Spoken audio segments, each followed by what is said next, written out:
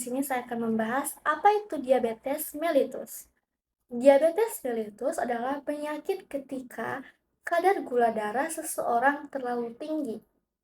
Hal ini terjadi karena tubuh kekurangan insulin atau tubuh tidak dapat menggunakan insulin dengan baik. Padahal insulin berfungsi membantu gula darah masuk ke dalam sel untuk digunakan sebagai energi. Jika gula darah terus tinggi, kondisi ini dapat menyebabkan kerusakan pada berbagai sel dan organ pada tubuh kita. Nah, yang kedua, di sini saya akan membahas bagaimana hiperglikemia menyebabkan stres oksidatif.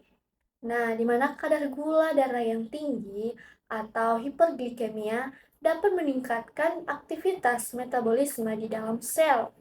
Akibatnya, tubuh menghasilkan lebih banyak ROS atau reaktif oksigen spesies yang dikenal sebagai radikal bebas. Jika jumlah ROS terlalu banyak dan tidak dapat dinetralkan oleh antioksidan, maka terjadilah stres oksidatif, yang dimana alurnya seperti ini.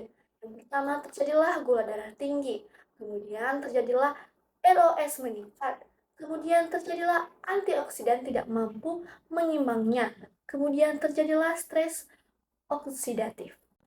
Yang ketiga, di sini saya akan membahas bagaimana radikal bebas merusak pada tubuh kita, yang dimana ROS yang berlebihan dapat merusak sel-sel tubuh. Pada pankreas, ROS dapat merusak sel beta, yaitu sel yang menghasilkan insulin, yang dimana akibatnya ROS meningkat, kemudian sel beta rusak, kemudian produksi insulin menurun, kemudian terjadilah gula darah semakin tinggi. Selain itu, ROS juga dapat mengganggu kerja insulin pada sel tubuh. Akibatnya, glukosa sulit masuk ke dalam sel dan terjadilah resistensi insulin.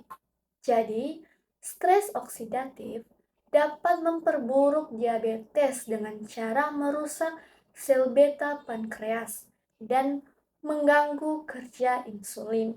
Nah, yang selanjutnya di sini saya akan membahas antioksidan sebagai pelindung tubuh. Antioksidan itu adalah senyawa yang membantu melindungi sel dari kerusakan akibat radikal bebas. Antioksidan bekerja dengan cara menetralkan ROS, sehingga radikal bebas menjadi lebih stabil dan tidak terlalu merusak sel. Tubuh memiliki antioksidan alami, seperti ada superoksida dismutase atau SOD.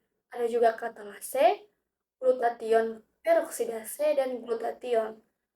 Antioksidan juga dapat diperoleh dari makanan seperti buah-buahan, sayur-sayuran, kacang-kacangan, dan bahan makanan yang mengandung vitamin C, vitamin E, serta polifenol. Selanjutnya di sini saya akan menjelaskan sumber dan aplikasi antioksidan. Ada beberapa contoh sumber antioksidan dari makanan, yaitu ada buah dan sayuran, kacang-kacangan, teh, bahkan makanan yang mengandung vitamin C dan vitamin E. Antioksidan dari makanan dapat membantu tubuh melawan stres oksidatif. Namun, antioksidatif bukan pengganti obat diabetes. Hal yang paling penting dalam mengontrol diabetes adalah menjaga kadar gula darah, mengatur pola makanan, melakukan aktivitas fisik, dan mengikuti pengobatan sesuai anjuran tenaga kesehatan. Nah, sekarang kesimpulan yang sudah saya jelaskan kepada kalian semua, yang dimana diabetes menyebabkan kadar gula darah menjadi tinggi. Hiperglikemia dapat meningkatkan pembentukan ROS atau radikal bebas. Jika ROS terlalu banyak, terjadilah stres oksidatif yang dapat merusak sel beta pankreas dan memperburuk resistensi insulin. Antioksidan membantu menetralkan radikal bebas dan melindungi sel dari kerusakan.